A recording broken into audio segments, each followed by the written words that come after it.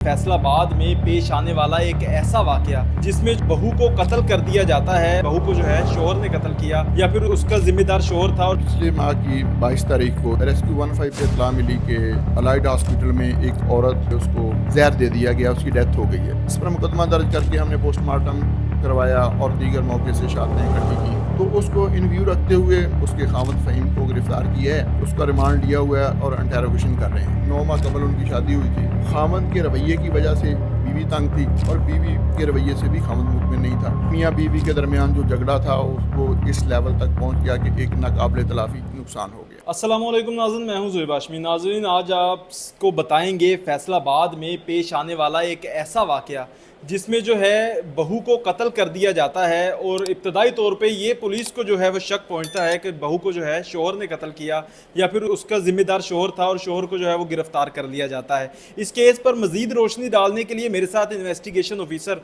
असलम साबरी साहब मौजूद हैं। इनसे बात करते हैं और इनसे जानते हैं कि सर बताइएगा ये वाकया क्या हुआ, पुलिस को इत्तला कैसे मिली। बिस्मिल्लाहिर्रहमानिर्रहीम। ये पिछले माह की 22 तारीख को शाम के वक्त रेस्क्यू 15 पे इत्तला मिली कि अलाइड हॉस्पिटल में एक औरत जो कि डी टैप की रहायशी है उसको जहर दे दिया गया, उसकी डेथ हो गई है। इस पर मेरे साथ जो मुलाजमान थे वो वहाँ पहुँचे, मेरे अफसरान सीनियर भी वहाँ पे तशरीफ़ लाए। वहाँ पे मदई मुकदमा जो आयशा यासीन नामी औरत जो जिसकी डेथ हुई, उसका भाई मोहसिन वहाँ पे मिला और उसने मुझे एप्लीकेशन दी जिसमें उसने लिखा कि उसकी बहन के खामद फ़हीम, उसके भाई नईम और रुखसाना नामी जो उसकी नंद है उसने जहर दे दिया जिसकी वजह से इसकी डेथ हो गई है। इस पर मुकदमा दर्ज करके हमने पोस्टमार्टम करवाया और दीगर मौके से शहादतें इकट्ठी की। उसके बाद मदइयों से की बात सुनी, फिर मुल्ज़मान को शामिल तफ्तीश किया तो उसमें ये बात सामने आई कि जो डेथ सर्टिफिकेट उसमें काज ऑफ डेथ लिखी हुई है अननोन पॉइजनिंग, तो कुछ सिम्टम भी थे जहर खुरानी के। तो उसको इन व्यू रखते हुए हमने अभी जो है वो उसके खामद फ़हीम को गिरफ़्तार किया है, उसका रिमांड लिया हुआ है और इंटेरोगेशन कर रहे हैं। अभी तक के जो हालात सामने आए हैं वो अहले महल्ला से दाएँ से दरियाफ्त हुई है, तो उसमें यही पाया गया कि मियाँ बीवी में कशीदगी थी। 9 माह कबल उनकी शादी हुई थी, तो बस वो हालात उनके जो थे घरेलू तौर पे और आपस में अज़दवाजी ज़िंदगी जो थी वो एक दूसरे से मुतमिन नहीं थे। उसमें वो DNC का भी पहलू भी है कि उसकी DNC करवाई गई। वो कहते हैं डॉक्टर के रिकमेंडेशन पे हुई है, वो इनके वर्सा के कहते हैं लड़की के वो उसकी मर्ज़ी के ख़िलाफ़ थी। बहरहाल कैफ उसमें यह था कि इनकी आपस में कशीदगी इस हद तक बढ़ गई थी कि खामद के रवैये की वजह से बीवी तंग थी और बीवी के रवैये से भी खामद मुतमिन नहीं था। तो ये अभी तक की जो इंटेरोगेशन इसमें यही बात आई है कि खामद के रवैये की वजह से ये वाक़या रूनुमा हुआ है। तो अच्छा सर, इस वाक़ये में जो है घरेलू झगड़ों को बार बार पॉइंट आउट किया जा रहा है, तो ये बताइएगा जिस तरह से आपने बताया कि मियाँ बीवी के दरमियान कशीदगी थी, तो क्या बीवी का जो है बाकी घर वालों के साथ, बाकी ससुरालियों के साथ जो सलूक था, जो रवैया था, रहन सहन कैसा था? उसमें यह है कि मेन चीज़ दो जॉइंट फैमिली है, 3 भाई हैं, अलग-अलग कमरे हैं तीनों के। कुछ के माली हालात बेहतर हैं, कुछ के इनके जो हैं वो माली हालात दूसरे भाई से थोड़ा कम है। तो इसमें यह है कि घरेलू झगड़े की वजह जो है वो अदम बर्दाश्त होती है।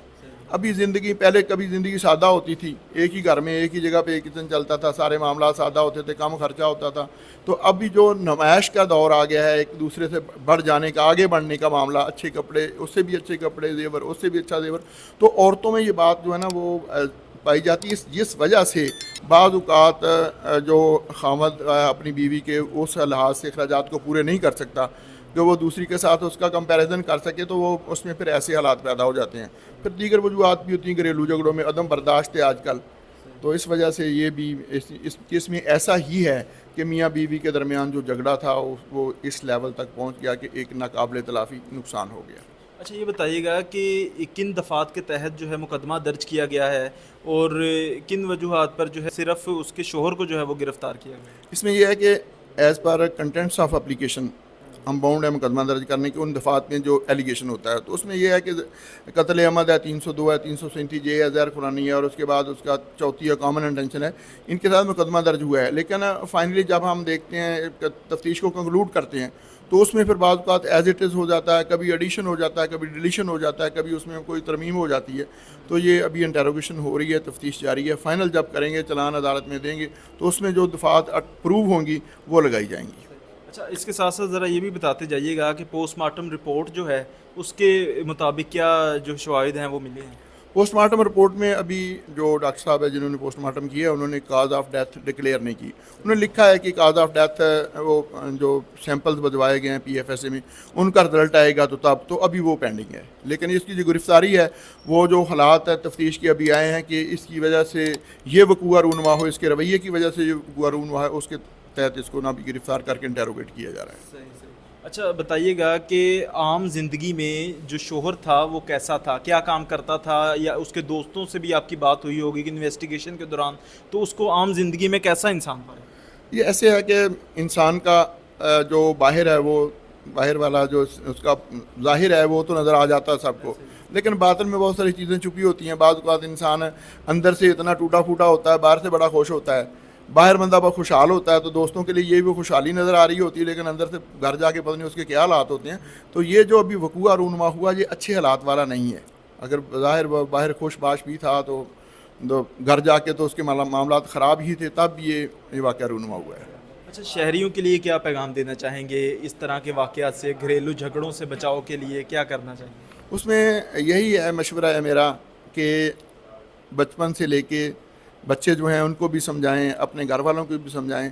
ایک دوسرے کے ساتھ جو نا وہ عدم برداشت کا رویہ نہیں ہونا چاہیے. کسی کے اگر آپ نے کوئی خامی ہے کوئی پوائنٹ آؤٹ کرتا ہے تو اس کو قبول کریں, اگر کسی میں خوبی ہے تو اس کو پوائنٹ آؤٹ کریں, اور اگر کسی بھی غلط فہمی میں کوئی ایسا قدم نہ اٹھائیں کہ وہ بعد میں اس کی تلافی نہ ہو سکے. بالکل ناظرین, ہمارے ساتھ اس کیس کے انویسٹیگیشن آفیسر اسلم صابری صاحب موجود تھے جنہوں نے بڑی ڈیٹیل میں اس کیس کے بارے میں بتایا, اور بتایا کس طرح سے انویسٹیگیشن جو ہے ابھی پروسیس میں ہے, اور انویسٹیگیشن مکمل ہونے کے بعد ہی جو ہے اس ملزمان ہیں ان کو کیفرے کردار تک پہنچایا جا سکتا ہے. اسی کے ساتھ مجھے اجازت دیجیے, اللہ نگہبان.